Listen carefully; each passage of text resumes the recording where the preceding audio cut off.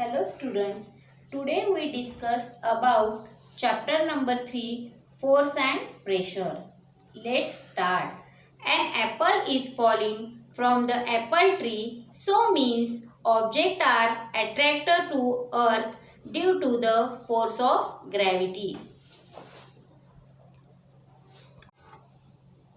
When a comb gets rubbed against hair, small pieces of paper kept on a table get attracted to the comb. The comb has an electrostatic charge.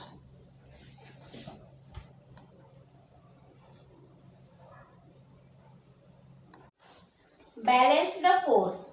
Forces that are equal in size but opposite in direction are called balanced force.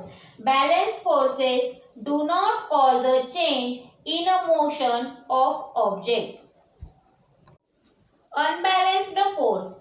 Forces that causes change in motion of an object are called unbalanced force.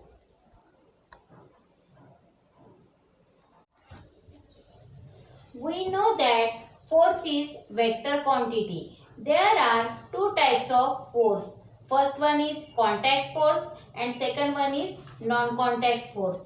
First of all, we will talking about contact force. Contact force.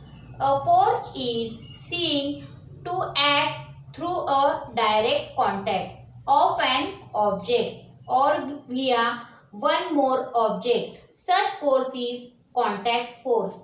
Example of contact force is muscular force.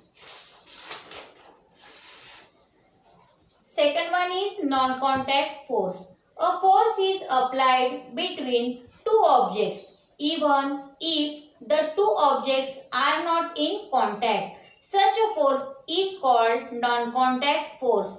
Example of non-contact force is electrostatic force.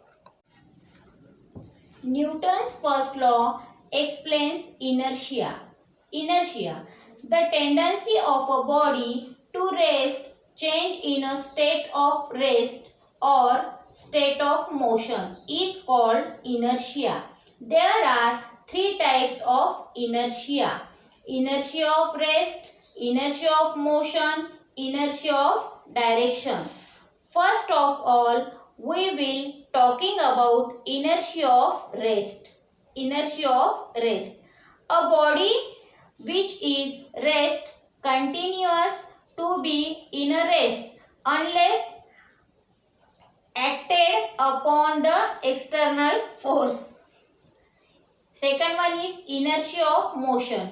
A body in motion in a specific direction continues to be in a motion in that direction unless acted upon by an external force to change the direction. Third one is inertia of direction.